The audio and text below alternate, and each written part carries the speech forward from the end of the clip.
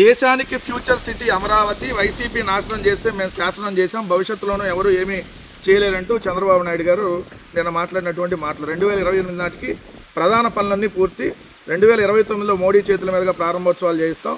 మొన్న మొత్తం 2028కి మొత్తం పూర్తయిద్దన్నారు కదా, మళ్ళీ ప్రధాన పనులన్నీ పూర్తయ్యేదండి. మొన్న 2028కి మొత్తం అమరావతి కంప్లీట్ చేస్తాం 3 సంవత్సరాలు అని చెప్పారు. దేశానికి ఫ్యూచర్ సిటీ అమరావతి ఎట్లా అయింది?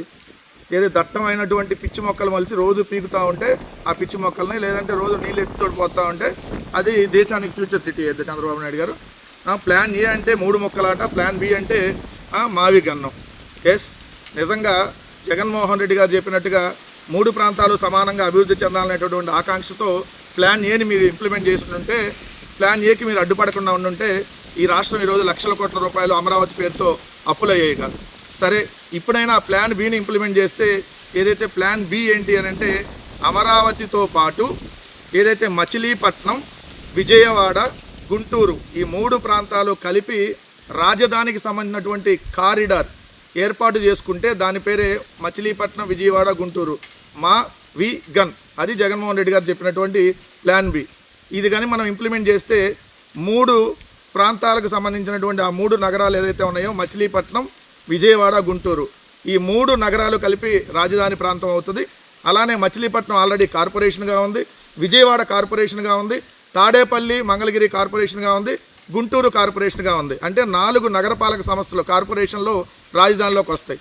అలానే నేషనల్ హైవే నెంబర్ 16 ఏదైతే కోల్కతా టు చెన్నై జాతీయ రహదారి ఏదైతే ఉందో ఆ జాతీయ రహదారి గుండా రాజధాని వెళ్తుంది. అదేవిధంగా నేషనల్ హైవే నెంబర్ 65 మచిలీపట్నం నుంచి ఏదైతే విజయవాడకు ఉందో ఆ నేషనల్ హైవే కూడా దాంట్లో వస్తుంది. అలానే ఆసియాలోకెల్లా అతి పెద్ద బస్ స్టేషన్ విజయవాడ, ఆసియాలోకెల్లా అది రాజధానిలోకి వచ్చేసిద్ది.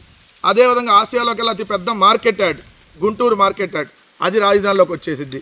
ఏదైతే ఆంధ్రప్రదేశ్లోకెల్లా అతి పెద్ద రైల్వే జంక్షన్ ఏదైతే విజయవాడ, ఆ విజయవాడ రైల్వే జంక్షన్ కూడా రాజధానిలోకి వస్తుంది. గుంటూరు రైల్వే జంక్షన్ రాజధానిలోకి వస్తుంది.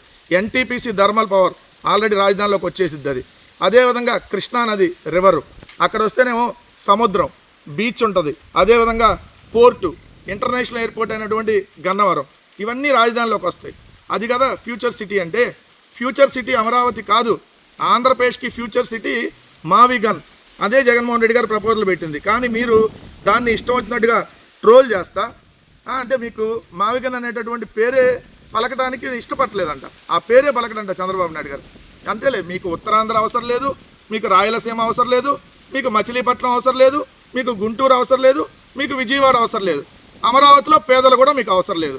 అమరావతిలో పేదలకు 50,000 మందికి ఇళ్ల పట్టాలు ఇస్తే ఆ ఇళ్ల పట్టాలని రద్దు చేసినటువంటి దుర్మార్గమైనటువంటి ప్రభుత్వం మీ ప్రభుత్వం. ఏం కావాలి మీకు?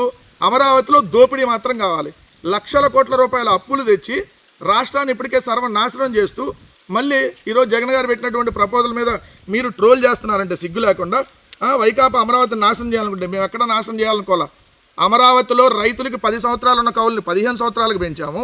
అమరావతిలో రైతు కూలీలకు జీవన భృతి 2,500 రూపాయలు మీరు ఇస్తే మేము నెలకు 5,000 రూపాయలు ఇచ్చాము. అమరావతితో పాటు అన్ని ప్రాంతాల్లో సమానంగా అభివృద్ధి చెందాలనేటటువంటి ఆకాంక్షతో మేము వెళ్ళి రాష్ట్రం బాగుండాలి, రాష్ట్రానికి గ్రోత్ కారిడార్ ఏదైతే ఇప్పుడు ఉన్నటువంటి మావిగన్నే కరెక్ట్ అని చెప్పి 110 కిలోమీటర్ల డిస్టెన్స్ ఉంటుంది, 9,300 చదరపు కిలోమీటర్ల విస్తీర్ణంలో ఉంటుంది. 2 పూర్తి స్థాయి జిల్లాలు అంటే అంత ఉమ్మడి కృష్ణా, ఉమ్మడి గుంటూరు 2 జిల్లాలు కలిపి రాజధాని అవుతుంది. ఆల్రెడీ ₹1 అక్కడ ఖర్చు పెట్టాల్సినటువంటి పని లేదు. ఏదైతే ఆల్రెడీ మనకు అసెంబ్లీ ఉంది, సచివాలయం ఉంది, హైకోర్టు ఉంది. ఇప్పుడు ఇంకా లక్షల కోట్ల అప్పులు తీసుకురావాల్సిన పని లేదని చెప్పి జగన్మోహన్ రెడ్డి గారు క్లియర్గా చెబుతూ ఉంటే మీరు దాన్ని కూడా ఇష్టం ఉన్నట్టుగా ట్రోల్ చేస్తా అంటే మీకు రాష్ట్రం అవసరంలా, రాష్ట్ర ప్రజల భవిష్యత్తు అవసరంలా. మీరు అమరావతిలో కొనుక్కున్నటువంటి భూములు వాటికి రేట్లు వస్తే చాలు అని ఆ రేట్ల కోసం ఈ రాష్ట్రం ఎటుపోయినా పర్లా, ఎన్ని లక్షల కోట్ల అప్పైనా పర్లా, ఈ రాష్ట్రాన్ని సర్వనాశనమైన పైనా పర్లేదనేటటువంటి ఆలోచనతో చంద్రబాబు నాయుడు గారు వెళ్తున్నారనేది మరోసారి స్పష్టంగా కనపడతా ఉందనేది మాత్రం క్లియర్.